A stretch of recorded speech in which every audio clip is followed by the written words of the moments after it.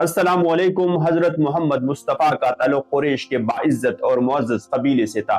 قریش کو خانہ کعبہ کی خدمت کا شرف حاصل تھا۔ آپ کے باوجداد شرافت، دیانت اور قیادت میں ممتاز تھے۔ آپ کا نسل عدنان کے ذریعے حضرت اسماعیل اور حضرت ابراہیم علیہ السلام تک پہنچتا ہے۔ عدنان کی نسل کو عرب میں بے پناہ عزت ملی اور ان کی اولاد میں کئی جلیل القدر ہستیاں پیدا ہوئی۔ ان کے بیٹے ماد ایک نامور سردار تھے جن کی قیادت میں عرب معاشرہ مستحکم ہوا۔ ماد کے بیٹے نزار اپنی حکمت و قیادت کے باعث بے حد معزز ٹھہرے۔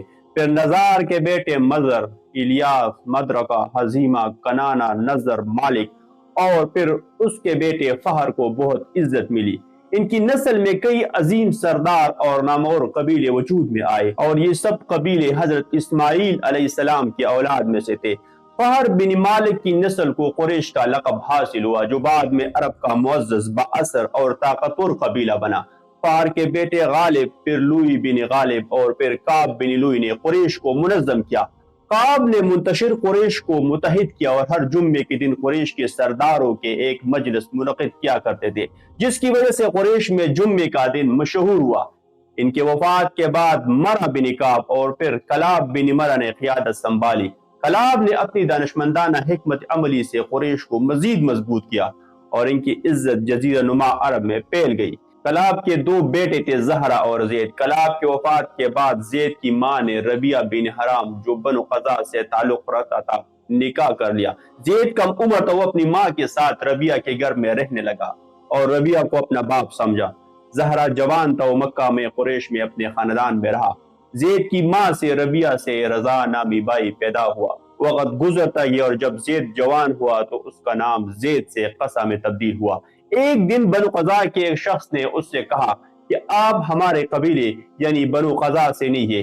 یہ الفاظ سن کر قصہ نے اپنی ماں سے پوچھا۔ ماں نے کہا کہ آپ کا تعلق معزز قبیلہ قریش سے ہے اور آپ کلاب بن مرہ کے بیٹے ہو۔ تو قصہ نے مکہ مکرمہ جانے کا فیصلہ کیا اور حج کے موقع پر وہ مکہ مکرمہ آیا اور قریش کے ساتھ رہنے لگا۔ اس وقت مکہ مکرمہ پر بنو حذا کی حکمرانی تھی، لیکن قصہ کی بہادری اور شرافت نے انہیں متاثر کر دیا اور بنو حذا کے سردار حلیل بن حبشہ نے اپنی بیٹی حبی کا نکاح اس سے کر دیا۔ جب حلیل کا انتقال ہوا تو قصہ نے محسوس کیا کہ مکہ مکرمہ پر حکومت قریش کا حق ہے۔ اس نے منتشر قریش کو متحد کیا۔ بنو کنانہ، بنو اسد اور اپنے احیافی بھائی رضا بن ربیعہ کی مدد سے بنو حذا کے خلاف ایک جنگ لڑی۔ اس جنگ میں قصہ کو فتح حاصل ہوئی اور ایک معاہدہ ہوا جس میں بنو حذا کو مکہ مکرمہ میں رہنے کی اجازت دی، لیکن حکومت اور خانہ کعبہ کی خدمت قریش کے حوالے کر دی گئی اور اسی طرح قصہ بن کلاب مکہ مکرمہ کے حکمران بنے۔ قصہ نے دانائی اور بصیرت سے دارالندوہ کی بنیاد رکھی جہاں قبائل کے اہم فیصلے کیے جاتے تھے۔ ان کی حکمت اور قیادت نے قریش کو عزت، وقار اور مکہ مکرمہ میں سربراہی عطا کی۔ تاریخ نے انہیں مکہ مکرمہ کا حقیقی معمار قرار دیا، جن کی وجہ سے یہ مقدس سرزمین استحکام اور شان و شوکت کا مرکز بنی۔ قصہ کے 4 سعادت مند بیٹے تھے جو ان کے میراث کے امین بنے: عبدالدار، عبد المناف، عبد العزا اور عبد قصہ۔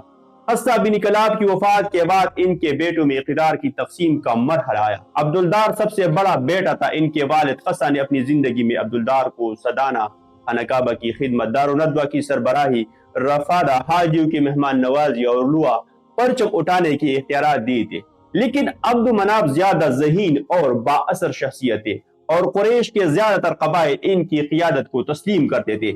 جب ان کے بھائی عبدالدار کا انتقال ہوا تو قریش کے اندر ایک سوال اٹھا کہ مکہ مکرمہ کا اصل سربراہ کون ہوگا۔ جب قریش کے سرداروں نے محسوس کیا کہ عبد مناف زیادہ قابل اور ذہین ہے، قریش نے مکہ مکرمہ کی حکمرانی اور حاجیوں کی خدمت کی ذمہ داری عبد مناف کو دینے کا ارادہ کیا، لیکن عبدالدار کے بیٹوں نے کہا کہ جو اختیارات قصہ نے ان کے باپ کو دیے تھے وہ ان کے پاس رہیں گے۔ یہ تنازع اتنا بڑا کہ قریش کے قبائل 2 گروپ میں تقسیم ہو گئی: بنو عبدالدار جن کے پاس قصہ کی دی گئی ذمہ داری تھی، عبد مناف جنہیں زیادہ قبائل کی حمایت حاصل تھی۔ یہ اختلاف اتنا بڑا کہ جنگ قریب تھا، لیکن قریش کے سرداروں نے فیصلہ کیا کہ دارالندوہ، خانہ کعبہ کی چابیاں اور لوا پرچم کی رسم بنو عبدالدار کے پاس رہیں گے۔ حاجیوں کے لیے پانی، سقایا اور ان کی مہمان نوازی، رفادہ کے اختیارات عبد مناف کو دی۔ یہ تقسیم عبد مناف کے حق میں ثابت ہوئی کیونکہ حاجیوں کی خدمت کو عرب میں سب سے زیادہ عزت حاصل تھی۔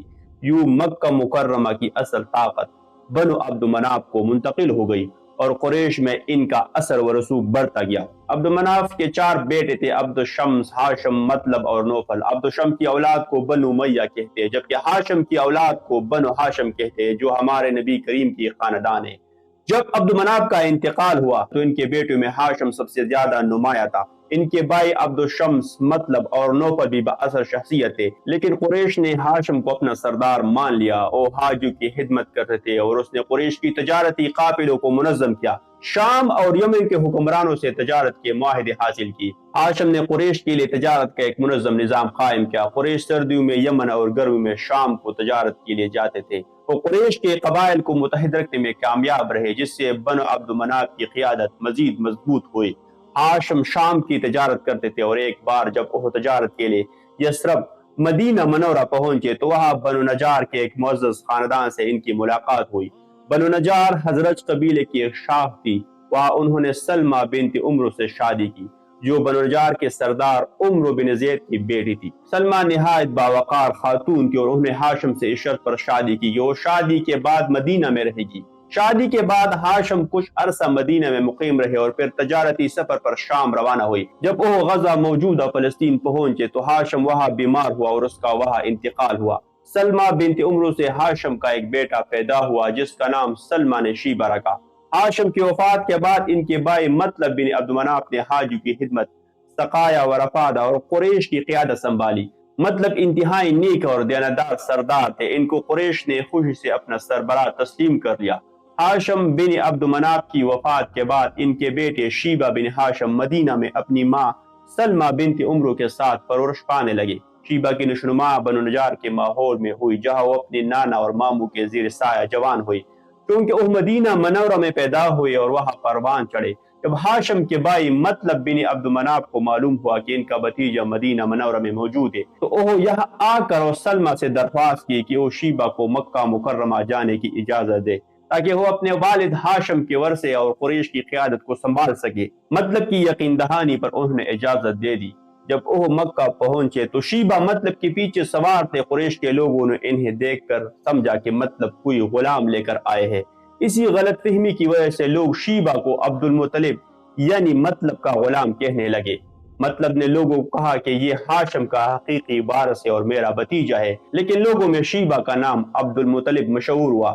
مطلب بن عبد مناف کے انتقال کے بعد عبد المطلب کی شخصیت اور قابلیت اتنی نمایاں تھی کہ قریش نے انہیں اپنے سردار تسلیم کر لیا۔ وہ اپنے دادا عبد مناف قصہ اور والد ہاشم کی روایت پر عمل کرتے ہوئے حاجیوں کی خدمت کرتے تھے۔ عبد المطلب کی سب سے بڑی سعادت زمزم کے کنویں کی کھدائی تھی، جو قبیلہ جرہم کی جانب سے بند کیے جانے کے بعد بہت عرصے تک مٹی میں چھپا تھا اور کسی کو بھی زمزم کا علم نہیں تھا، لیکن عبد المطلب کی لگن، صبر اور رہنمائی سے یہ مبارک چشمہ پھر سے جاری ہوا، جو کہ مکہ مکرمہ کے لیے رحمت کا باعث بنا، اور آج تک یہ چشمہ جاری ہے۔ عبد المطلب کی سرداری میں یمن کے بادشاہ ابرہہ نے غرور کے ساتھ خانہ کعبہ کو گرانے کا ارادہ کیا اور 570 عیسوی میں مکہ مکرمہ پر چڑھائی کی۔ تو عبد المطلب نے قریش کو جنگ کے بجائے پہاڑوں میں پناہ لینے کی ہدایت کی اور قدرت پر کامل بھروسہ رکھا۔ اللہ رب العزت نے اپنے گھر کی حفاظت خود فرمائی اور ابرہہ کی فوج پر عذاب نازل کر دیا، جس سے اس کی طاقت خاک میں مل گئی۔ اس عظیم واقعے کے بعد عبد المطلب کی قیادت اور عزت میں مزید اضافہ ہوا۔ عبد المطلب نے نظر مانی تھی کہ اگر اس کے 10 بیٹے پیدا ہوئے اور وہ سب زندہ رہے تو ان میں سے ایک کو قربان کریں گے۔ جب ان کے 10 بیٹے ہو گئے اور سب جوان ہو گئی تو عبد المطلب نے اپنی نظر پوری کرنے کا ارادہ کیا۔ انہوں نے اپنے بیٹوں کے درمیان قسمت آزمائی کی اور قرہ عبداللہ کے نام نکلا، جو رسول اللہ کے والد تھے، لیکن قریش کے سرداروں اور عبداللہ کے والد نے اصرار کیا کہ اس کا کوئی اور حل نکالا جائے۔ چنانچہ ایک یہودی نجومی عورت کے مشورے پر دوبارہ قسمت آزمائی کی گئی۔ اس بار فیصلہ یہ ہوا کہ ایک طرف عبداللہ اور دوسری طرف 10 اونٹ رکھے جائیں گے اور قسمت آزمائی کی جائے گی، لیکن ہر بار قرہ عبداللہ کے نام ہی نکلتا رہا، تو ہر مرتبہ 10 اونٹ بڑھا دی گئی، یہاں تک کہ تعداد 100 اونٹ تک جا پہنچی اور آخرکار قرہ اونٹوں کے حق میں نکلا۔ یہی وجہ ہے کہ رسول اللہ نے فرمایا، میں 2 ذبیحوں کی نسل سے ہوں، ایک حضرت اسماعیل علیہ السلام اور دوسرے میرے والد سے۔ اور اسی سے نبی کریم نے قتل خطا یعنی غیر ارادی قتل کی دید 100 اونٹ مقرر کی۔